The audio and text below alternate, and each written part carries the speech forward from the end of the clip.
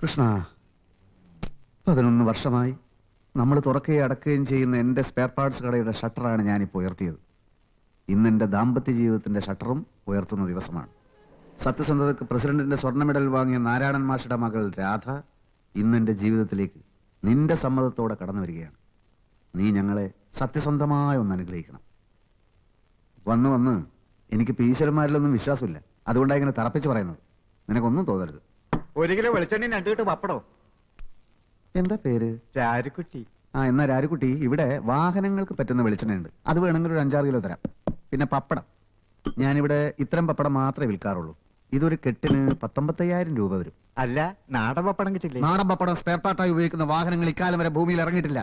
ഇനി ഇറങ്ങാനും പോകുന്നില്ല. ഇല്ലെങ്കിൽ ഇല്ലെന്ന് പറഞ്ഞു പോരെ. ചൂടാവണോ? എനിക്കിത് ഇത്തിരി ചൂടുള്ള ദിവസം ഞാൻ ചൂടാവും.